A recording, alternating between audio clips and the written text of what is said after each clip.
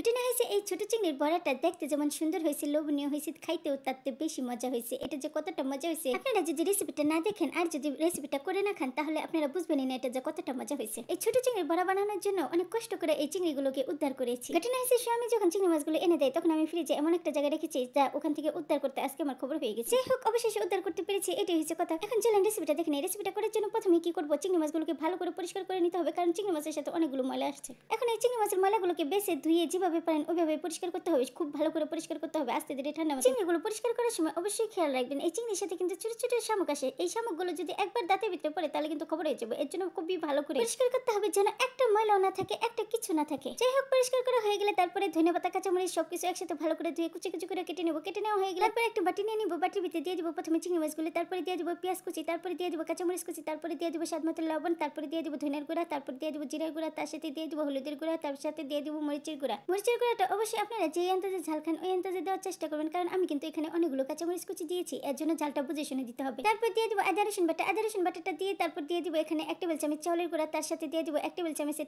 একটু কম দিয়ে দিব ময়দা।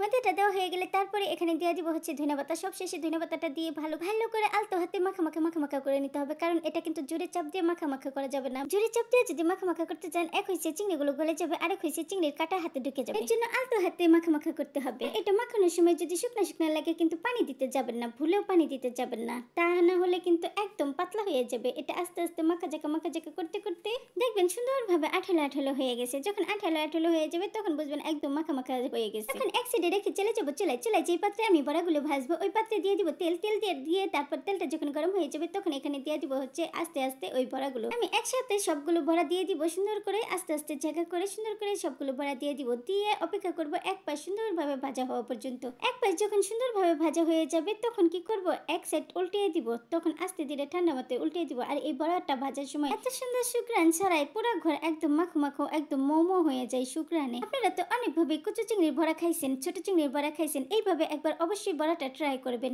বিশ্বাস করবেন ভাইরে ভাই, এটা যে কি মজা, অসাধারণ একটা রেসিপি। আপনারা যদি এই বড়াটা এইভাবে করে একবার ট্রাই করেন তাহলে বিশ্বাস করেন আপনারা সবসময় এইভাবেই বড়া খাবেন। আর এই বড়াটা বাচ্চা থেকে বড় সবাই একেবারে পছন্দ করে, খুবই পছন্দ করে। আর আমার বাচ্চারা তো খালি খেতে ভীষণ পছন্দ করে। গরম এই বড়াটা ভাত দিয়ে খেতে যেমন মজা, খালি খেতে ওরকম মজা। বড়াটা উল্টানোর সময় একটু হালকা করে চাপ দিয়ে দিব যেন বড়াটা একটু চ্যাপটা হয়, এর জন্য। তো উল্টায় অপেক্ষা করব অন্য পাশ লাল করে ভাজা হওয়া পর্যন্ত। এই পাশ ওই পাশ সুন্দরভাবে যখন লাল করে ভাজা হয়ে যাবে তখন আস্তে ধীরে ঠান্ডা মাথায় তেলগুলো সুন্দরভাবে ঝরিয়ে তারপরে নামিয়ে গরম পরিবেশন করব। দেখেন এটা দেখতে কতটা মুসমুসে হয়েছে, আর দেখতে যেমন সুন্দর হয়েছে খেতেও ভীষণ ভালো হয়েছে। যদি রেসিপিটা ভালো লাগে, আমার ভিডিওটা ভালো লাগে, অবশ্যই লাইক কমেন্ট শেয়ার করে ফলো দিয়ে অবশ্যই পাশে থাকবেন।